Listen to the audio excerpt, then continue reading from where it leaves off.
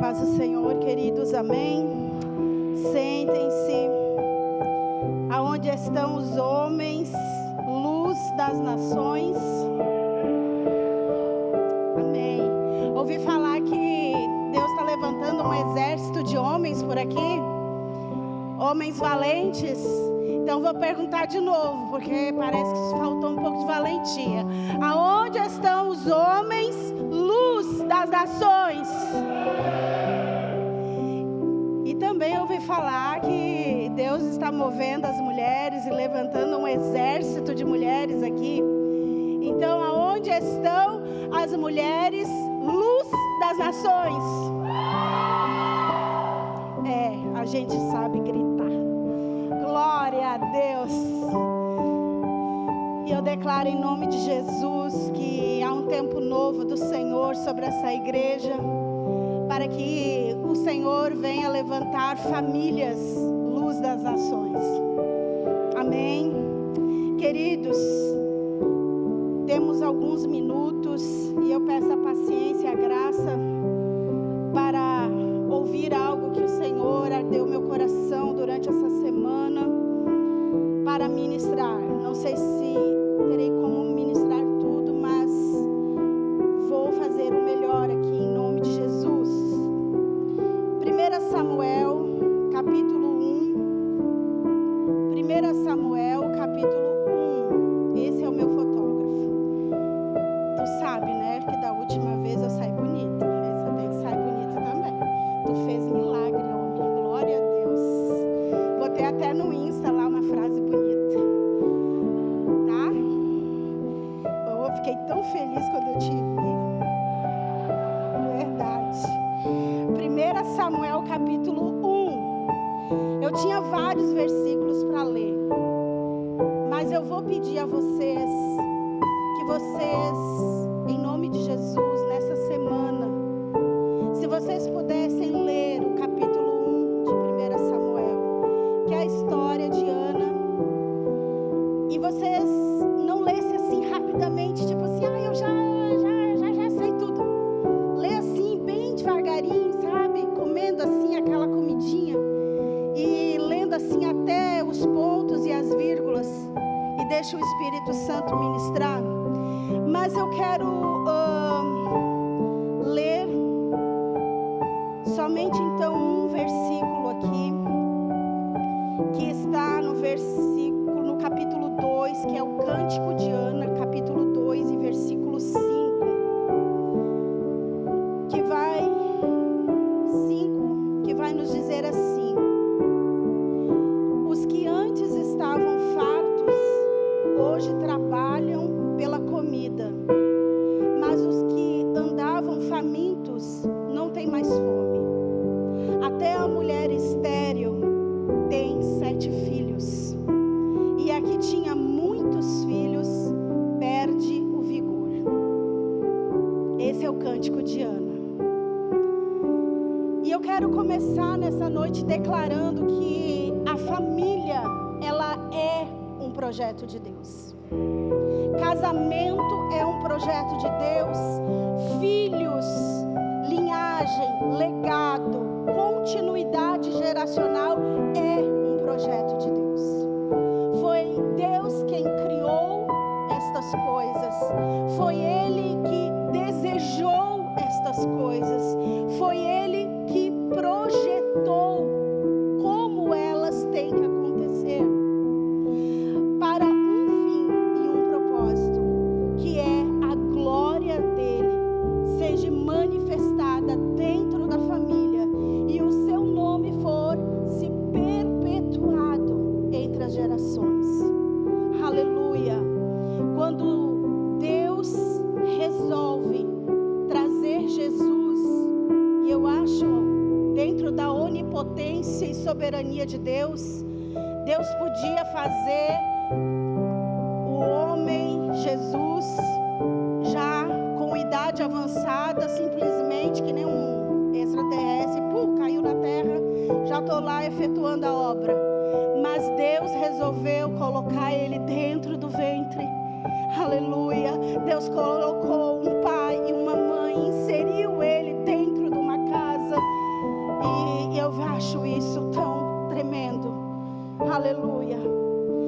Sabe, Deus quer que todo mundo, todas as nações possam, através da nossa casa, da nossa família, entender, saber e conhecer que só há um Deus. E este Deus é um Deus da família. Amém, queridos? Aleluia. Deixa eu avançar. E dentro de tudo isso, né, eu entendo e me chamou muito a atenção a história da família de Eucana. Olha que nome esquisito para alguém, mas era o nome do homem, Eucana. Essa história está relatada em 1 Samuel 1, e Deus disse que era para mim falar sobre esta família nesta noite. É uma família de Deus. A família de Eucana era uma família de Deus. Era da linhagem dos levitas, da tribo de Levi. Aleluia. Que cumpria com os deveres, com os votos, com as ofertas a Deus, mas que estava em uma desordem emocional, que viviam conflitos seríssimos internos.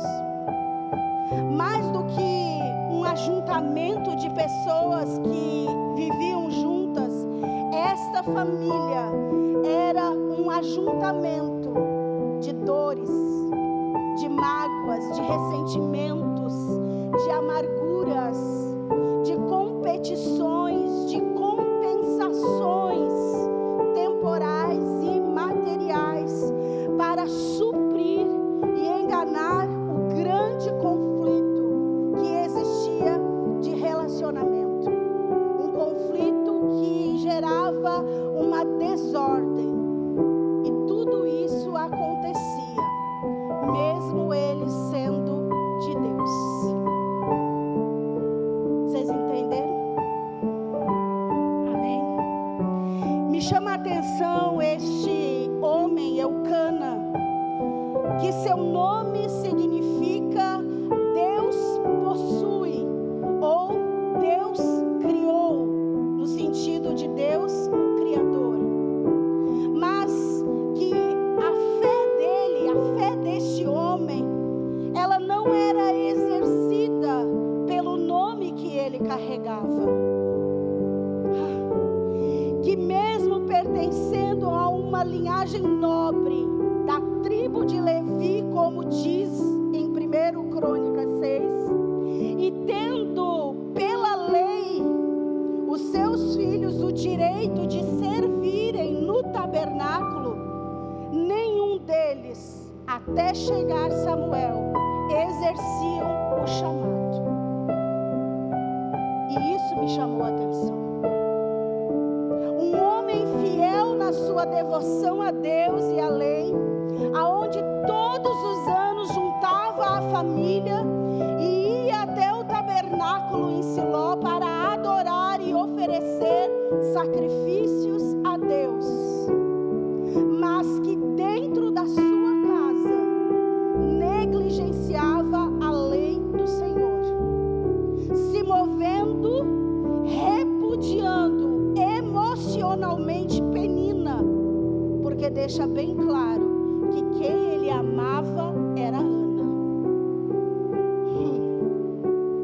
Favorecendo então Ana muito mais, o dobro, diz a palavra, do que a outra que não era amada, mas suportada, que adorava e sacrificava no templo, mas não se movia em casa, em adoração, em um amor sacrificial pelas duas esposas, mas somente pela favorita dele.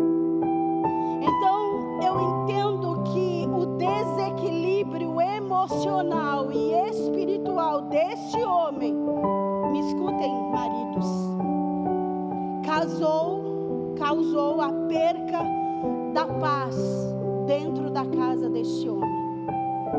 Eu aprendo com Eucana que fechar os olhos para os problemas internos dentro do nosso lar e continuar com os olhos somente no templo e no serviço do templo só vai potencializar os danos internos dentro da família. Sabe por quê?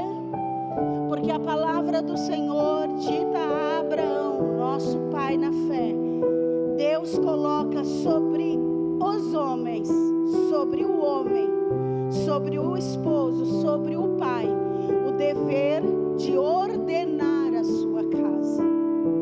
Aleluia.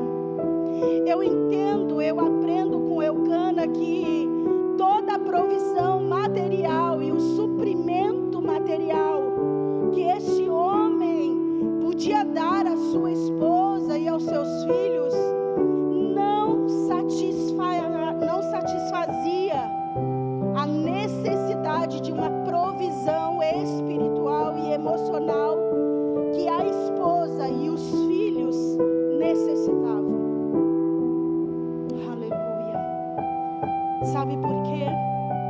Porque a palavra do Senhor em Gênesis diz algo muito interessante. Ao homem foi dado o dever de cuidar, cultivar e zelar do jardim de Deus. E hoje, homens que estão aqui, pais que estão aqui, o teu jardim é a tua esposa e os teus filhos. Não existe provisão material que supra a carência efetiva, emocional e espiritual dentro da tua casa. Eu aprendo com Eucana que o seu nome declarava o seu chamado, o seu propósito e a vitória que ele tinha. Mas este homem não percebeu isso, porque Eucana significa Deus possui. Possui o quê? Tudo. Deus possui tudo. Deus tem tudo. Deus pode tudo. E também significa Deus cria, de Deus criador. Ele estava com uma mulher oca, estéril, e ele declarava Eucana, Deus o criador, mas ele não se movia naquilo que ele carregava. Aleluia. Sabe o que eu quero entender com isso? Que Deus, Ele tem colocado dentro de cada homem que está aqui, cada homem, independente da sua idade, porque você novo vai um dia casar e ter filhos. Deus colocou dentro de cada homem aqui um chamado e um propósito, mas não somente isso, Deus colocou dentro de você os recursos necessários para que você seja o sacerdote da sua casa, da sua família. Então, algo de Deus para você hoje: viva o que Deus colocou dentro de ti. Viva o que Deus é em você. Eucana não conseguiu isso. Me chama a atenção Penina, que mesmo sendo abençoada por Deus, e nós estamos falando dos integrantes desta família, que Penina, mesmo sendo abençoada por Deus e tendo a graça de gerar muitos filhos, Penina podendo e tendo a graça de desfrutar de uma família, de ter um marido fiel a Deus, de ter todos os bons recursos que a época condizia, porque não era todo mundo que tinha condições financeiras de todo ano subir para ofertar, sacrificar. Esta mulher, no seu coração, me mostra ingratidão. Esta mulher, ela tinha um coração ingrato e maligno.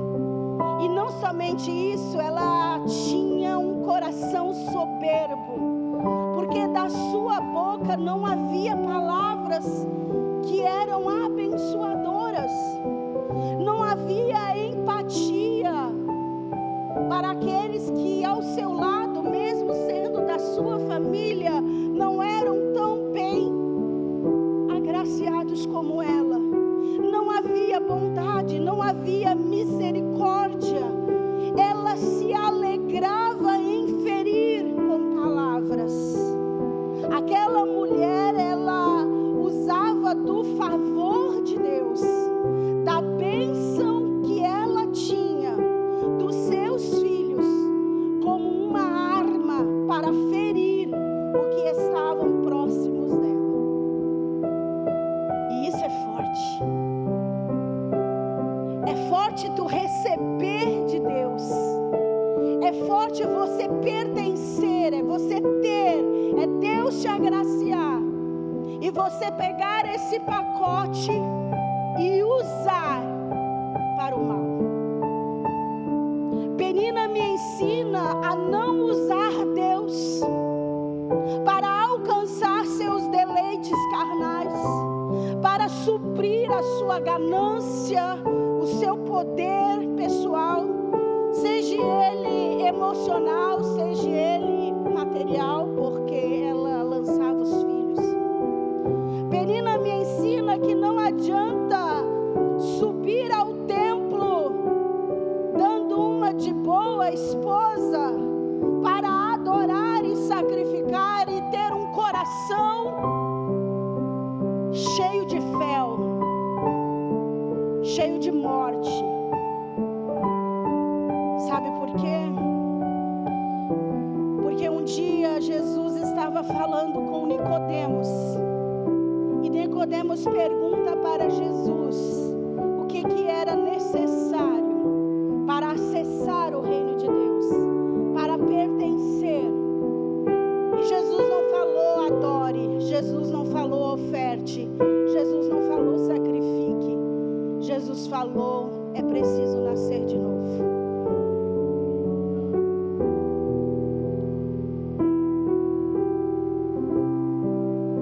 Vou deixar Deus falar com você. Me chama a atenção Ana, a famosa Ana, que por mais amada e mimada que era ela pelo seu esposo, ela se deixou amargar pelo que ela não tinha.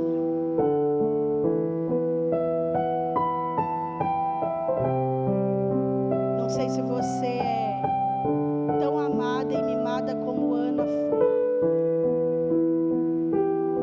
mas mesmo que você não seja, não se deixe amargar pelo que você não tem, que por anos viveu com um foco desajustado, achando que o seu problema era a sua rival, enquanto o que ela precisava era somente olhar para Deus. Mas por anos ela já nem olhava a esterilidade dela, ela olhava a sua rival, porque um abismo chama outro abismo, assim de Salmos. Que por anos ela se move pela dor,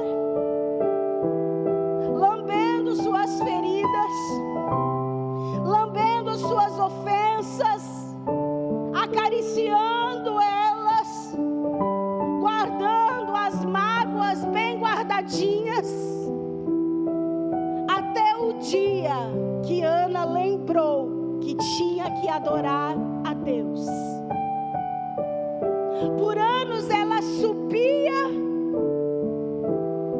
e em vez de ela adorar e sacrificar a Deus, ela adorava as suas dores, as suas mágoas. Ana, que passou anos da sua vida querendo uma bênção para mostrar a sua rival. Até que ela se reposicionou no Senhor e entendeu que fazer as pazes com Deus da bênção é maior do que ser abençoada. Vou repetir porque você dormiu nessa parte. Fazer as pazes com o Deus da bênção é mais gratificante, grandioso e maior do que ser abençoada. Agora sim. Que Ele tinha o poder de dar quantas bênçãos eram necessárias se o seu coração o adorasse e fosse obediente no pouco.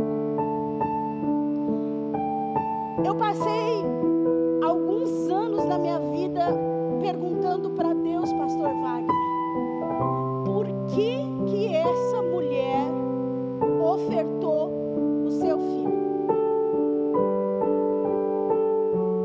Por quê? Sabe o que veio ao meu coração essa semana, depois de anos perguntando? É que finalmente Ana entendeu que se Deus abrisse a madre dela e ela pudesse gerar um filho, ela estaria apta para gerar quantos fossem necessários, quantos elas quisessem. Então o primeiro não era o último, mas o primeiro seria aquele que iria abençoar para ela gerar outros e outros. E entender isso é tão grandioso porque faz nós nos desapegarmos do nada, do pouco e entregar para Deus, sabendo que Ele pode gerar e dar muito mais.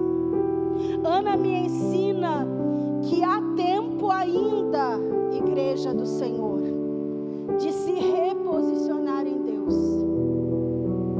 Me ensina que ajustar a visão e olhar para cima é o que Deus quer de cada um de nós. Porque estamos presos muitas vezes no ontem, no passado. E quem olha para o passado não consegue correr avante para o futuro. Eu aprendo com Ana que nós temos que ser fiéis no pouco. No pouco. Para que um dia, no tempo dele, na hora dele, na provisão dele, Ele nos coloque sobre muito. Eu entendo com Ana que ser obediente é até o fim.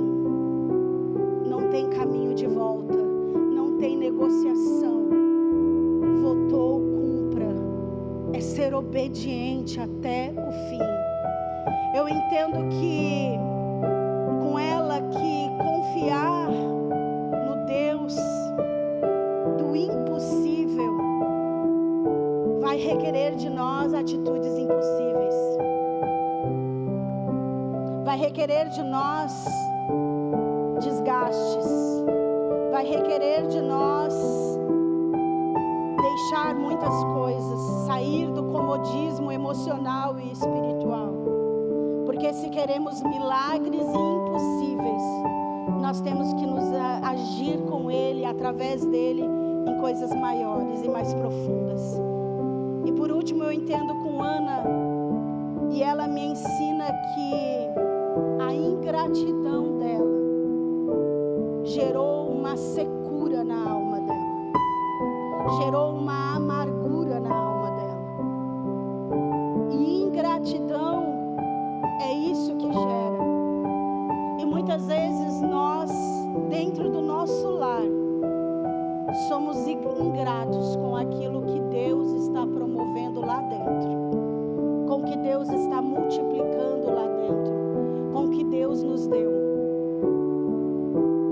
Deus deu esta mulher para ti, Deus deu este homem para ti, Deus te deu os filhos que tu tens.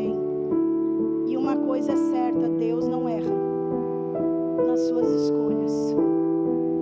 Então vamos cuidar quando nós nos movemos em ingratidão.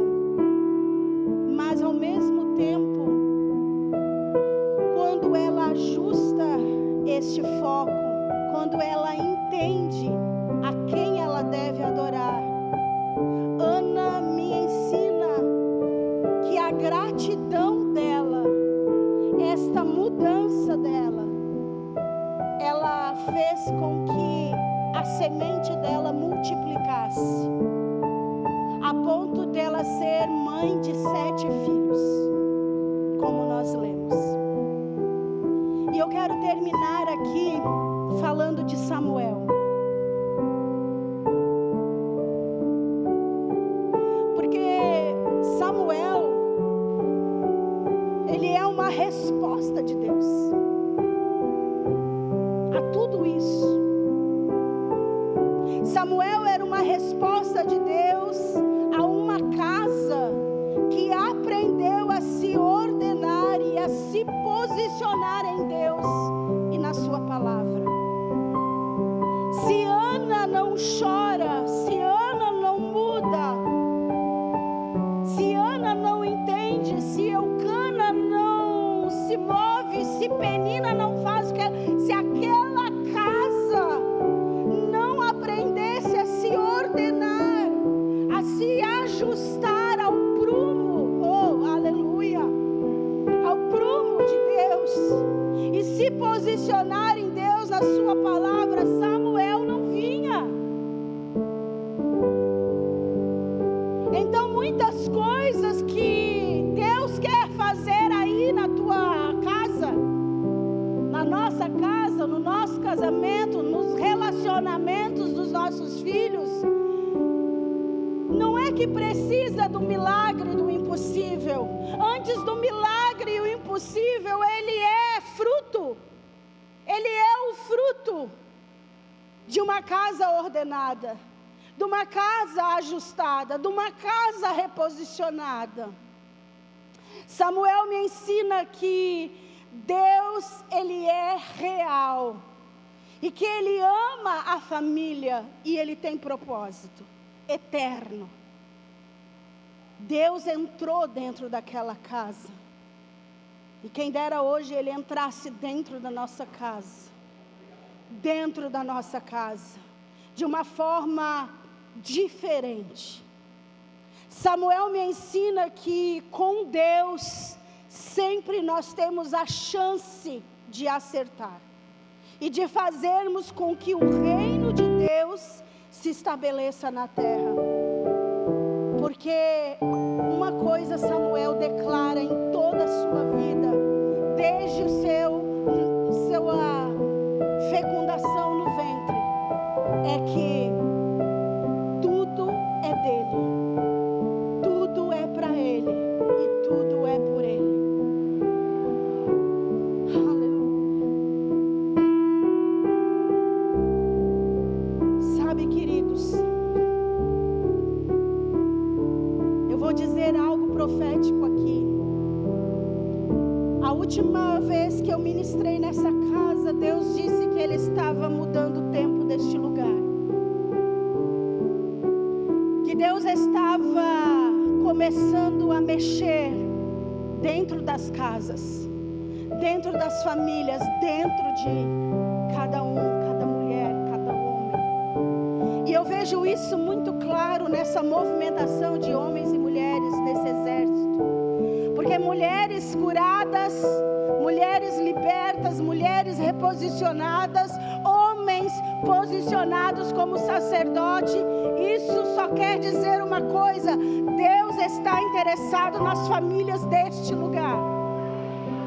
Então entenda o propósito de Deus, e entenda, homem, quando tiver um culto de homens, venha mesmo, porque Deus está interessado em fazer algo novo na tua vida e te colocar no lugar que é seu, de autoridade. Entenda, mulher, que Deus está fazendo algo diferente sim na tua vida. E tudo isso vai fluir, vai vir como um rio de Deus sobre a tua casa, sobre o teu casamento, sobre os teus filhos. E na hora do louvor, e é isso que eu entrego nesta noite, não te assuste, pastores e vocês, se as coisas começarem a sair do lugar dentro da casa.